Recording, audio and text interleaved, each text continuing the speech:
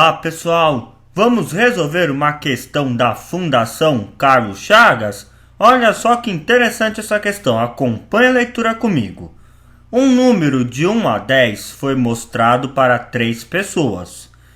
Cada pessoa fez a seguinte afirmação sobre o número. A primeira pessoa, o número é divisível apenas por 1 e por ele mesmo, ou seja, o número é primo. A segunda pessoa, o número é ímpar. E a terceira pessoa, o número é múltiplo de 5. Olha, vamos ver o que ele quer que a gente faça. Considerando que apenas 2 pessoas dizem a verdade, o total de números distintos que podem ter sido mostrados às 3 pessoas é: quantos números diferentes cada pessoa pode ter visto? Na verdade, 2 falaram a verdade e 1 mentiu. Então, primeiro, vamos tentar, através da dica, escrever quais números possíveis cada um viu. Olha, na primeira pessoa, o número é divisível apenas por 1 e ele mesmo, ou seja, são os números primos de 1 a 10. Então, vamos marcar aqui. Quais são os números primos de 1 até 10? O número 2, o número 3, o número 5 e o número 7. Mas, professor, o número 1, ele é divisível por 1 e por ele mesmo? Olha, pessoal, é o seguinte. O número menos 1, 0 e 1 não são considerados números primos. Isso foi uma convenção que os matemáticos fizeram e determinaram isso. Por quê? Facilitou a vida de todos os matemáticos em provas de dezenas e centenas de teoremas, ok? Por isso foi determinado que menos 1, 0 e 1 não são números primos. Muito bem, o número é ímpar. Quais são os números ímpares de 1 até 10? Então vamos lá, o número 1, o número 3, o número 5, o número 7 e o número 9. E a terceira pessoa, o número é múltiplo de 5. De 1 até 10 eu tenho 2 múltiplos de 5. É o próprio 5 e o 10. Certo? Muito bem. Ele fala que 2 pessoas estão falando a verdade e uma está mentindo. Como é que nós vamos resolver? Nós vamos escolher uma dessas pessoas e vamos falar, ela está dizendo a verdade.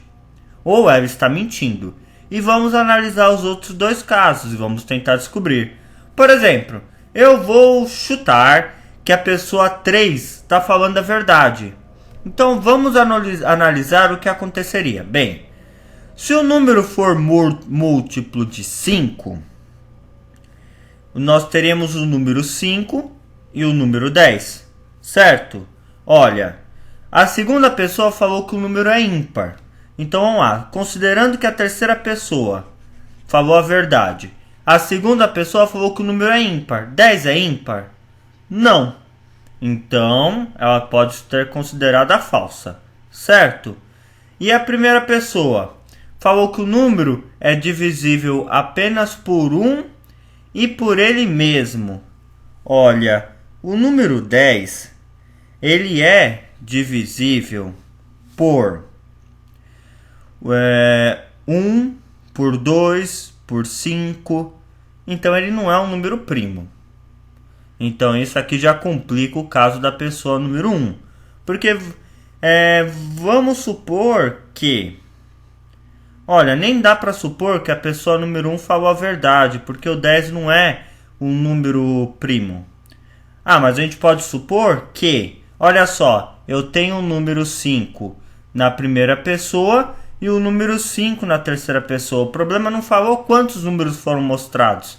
Se, por exemplo, mostrou apenas um número, olha, eu posso dizer que a primeira pessoa está falando a verdade e a última está falando a verdade. Se eu mostrei apenas um número, o número 5 bate com a descrição da primeira pessoa e o número 5 bate com a descrição da terceira pessoa. E por coincidência bate com a segunda pessoa também. Olha, vamos olhar as alternativas? Olha só. Olhando as alternativas, o mínimo são dois números que foram mostrados. Então, a terceira pessoa não deu certo, eu considerava falando a verdade. Por quê? Se eu considerar a terceira pessoa falando a verdade, eu tenho que atribuir mais uma pessoa falando a verdade. Certo? Eu teria que atribuir ou a primeira ou a segunda pessoa. Eu atribuí, nesse caso, a primeira pessoa. Vamos tentar atribuir e inverter, ó. Eu vou falar que a primeira pessoa está mentindo e a segunda está falando a verdade. Esse tipo de questão é assim que você vai resolver. Eu estou mostrando como é que você pode fazer para chegar no raciocínio e matar a questão. Então eu adotei a última como verdadeira e escolhi as outras duas.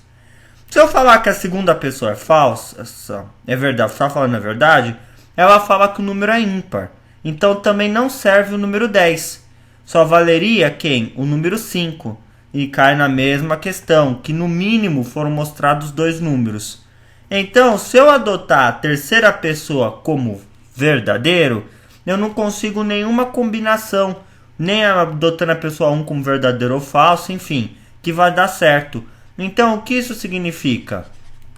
Que eu vou ter que tentar adotando a pessoa 3 como se ela estivesse mentindo, como se fosse uma afirmação falsa. E essas duas seriam afirmações verdadeiras. Então, ótimo. Eu já sei que a pessoa 3 está mentindo, porque se ela falar a verdade não tem alternativa correta, porque o mínimo são dois números. E eu vou olhar agora a pessoa número 1 e a pessoa número 2. Eu vou olhar quais números tem em comum entre as duas. Olha só, a pessoa número 1 tem o número 3, a número 2 também. A pessoa número 1 tem o número 5, a número 2 também. E a pessoa número 1 tem o número 7 e a número 2 também. Ambos têm 3 números em comuns. Então, é possível que tenha sido mostrado 3 números para cada pessoa. Aí a primeira pessoa olhou esses 3 números e falou: é um número primo. Ele é divisível por 1 e por ele mesmo. O número 3, 5 e 7 cabem nessa descrição. E a segunda pessoa olhou e falou assim: o número é ímpar. 3, 5 e 7 são ímpares. Ok? E a terceira pessoa mentiu para te confundir. Certo? Dá para entender a forma para estruturar a resolução?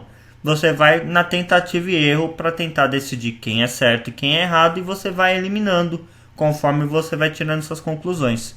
Ok, pessoal?